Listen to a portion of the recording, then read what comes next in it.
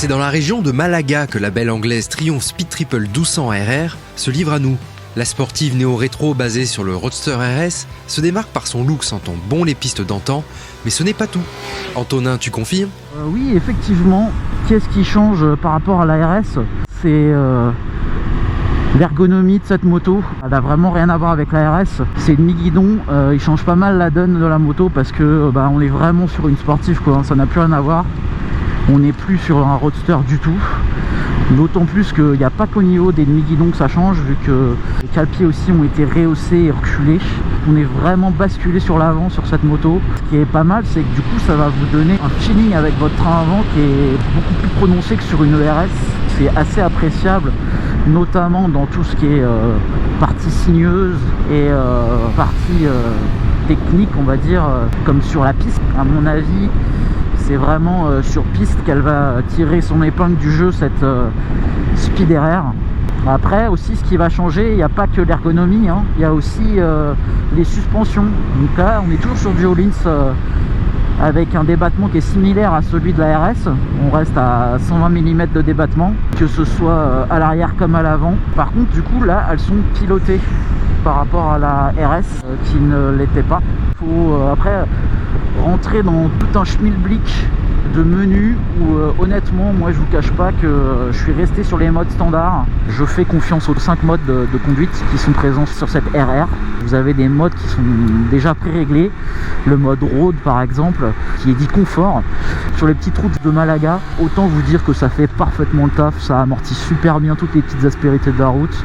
La moto a un comportement super sain, ça bouge pas.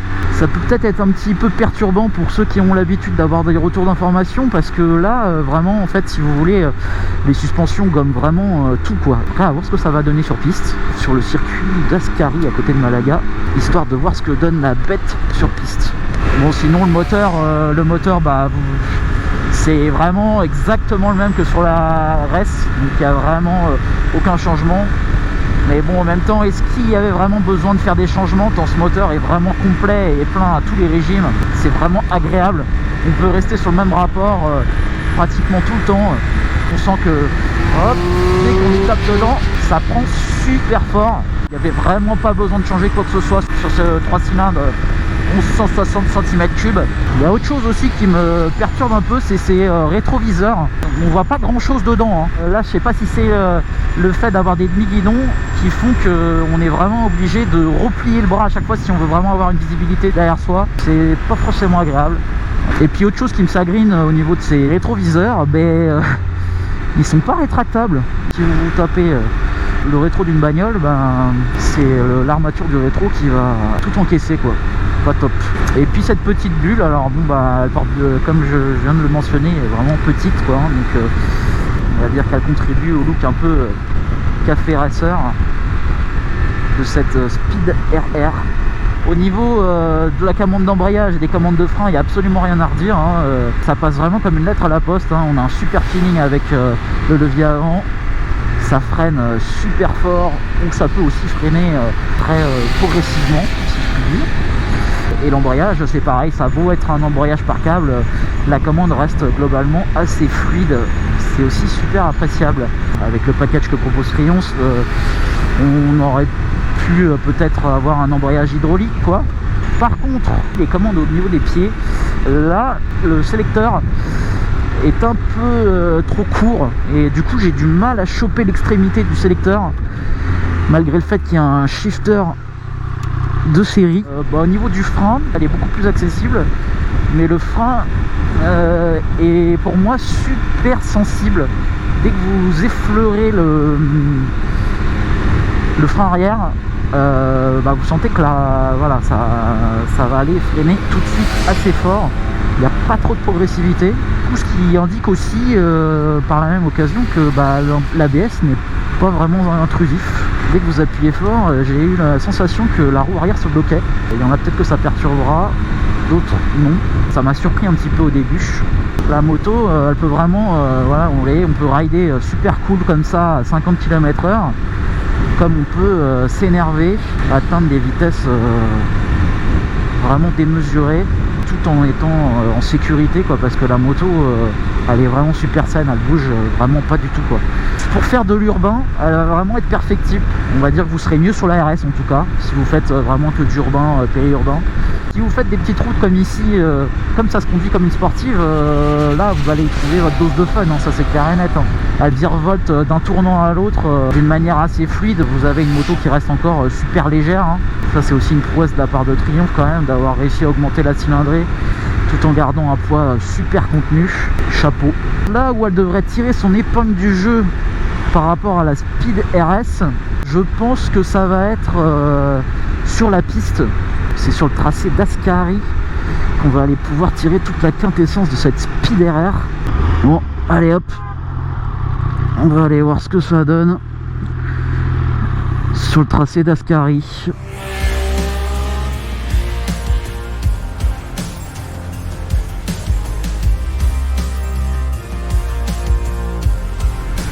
Allez, c'est parti en piste d'Ascari.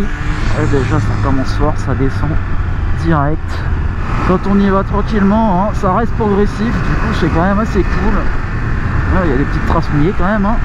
Il y a un petit coup au shifter quand même. Hein. Faut vraiment être pleine charge pour que ça passe comme dans du beurre. Oh là là, ce circuit là, il y a du désert de partout. Là je suis en mode track. Donc du coup suspension en mode track aussi. Et honnêtement, je ressens pas grand chose, hein. Tout du moins pour la vitesse à laquelle je roule, c'est-à-dire en mode poireau. Hop là. Putain, ce moteur quoi, je suis en 3ème, ça reprend tout du long quoi. Incroyable. Ah là là, il y a des virages en aveugle, mais comme le moteur est vraiment onctueux sur cette machine, on peut vraiment pousser les rapports de la manière dont on veut, que ça en devient presque facile au final, même sur une piste technique comme celle d'Ascari. Ouais, c'est ça, le shifter, il faut vraiment être pleine charge pour pouvoir passer les rapports plus facilement. Pareil pour le downshift. Et là, du coup, c'est là qu'on voit l'intérêt des cale-pieds rehaussés, c'est que du coup vous pouvez mettre plus d'angles que sur une Speed RS. Ah mais j'ai du mal avec ce sélecteur super court, j'ai l'impression de louper de temps en temps. On n'a pas parlé des pneumatiques aussi, parce que les pneumatiques, les Pirelli, franchement, que ce soit sur route comme sur piste, pareil, c'est un sacré régal. Hein. Ça chauffe super vite, ils mettent vraiment bien en confiance.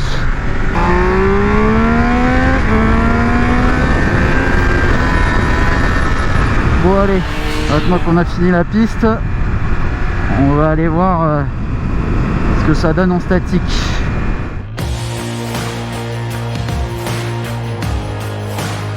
Là devant donc du coup toujours cette Speed RR, et en statique ce qu'on peut déjà dire dans un premier temps, c'est que c'est une Triumph, hein, c'est bel et bien une Triumph, parce que c'est vraiment un bel objet à regarder de près comme de loin. Vraiment les finitions, tout est bien fini, que ce soit au niveau du câblage, au niveau de la déco, tout est vraiment bien intégré. Ce qu'on a bien aimé sur cette moto là, c'est les petites touches de carbone qui ne sont pas présentes sur la Speed RS, notamment au niveau de la tête de fourche, où on peut voir les diverses touches de carbone. Pareil aussi au niveau de la coque arrière, ça contribue encore plus au look sportif de la moto. Et puis pareil, toujours au niveau du logotage, c'est intégré, c'est pas des stickers, ça c'est aussi assez appréciable. Même au niveau du câblage des suspensions pilotées, tout est bien intégré, du coup vous avez vraiment aucun passage de câble apparent, ça se marie super bien à l'allure de la moto. Bon, il y a toujours ce petit câble d'embrayage qui passe devant le bloc moteur, bon c'est assez dommage, mais bon, là je chipote. Le bouchon de réservoir qui est ouvrable avec le système keyless aussi, qui est super bien foutu.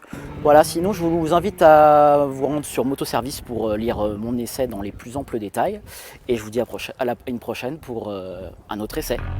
Cela ne fait aucun doute, cette Speed Triple 1200 RR, équipée de quelques atouts techniques supplémentaires par rapport au Roadster, a de quoi séduire. Et quel look! Ces points forts ont un prix que certains jugeront élevé, 20 490 €.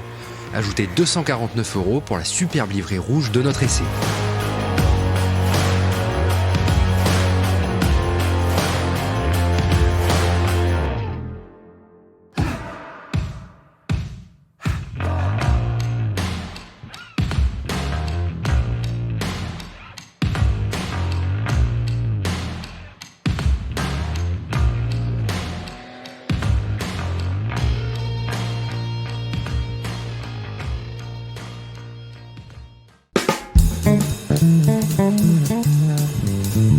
Ciao.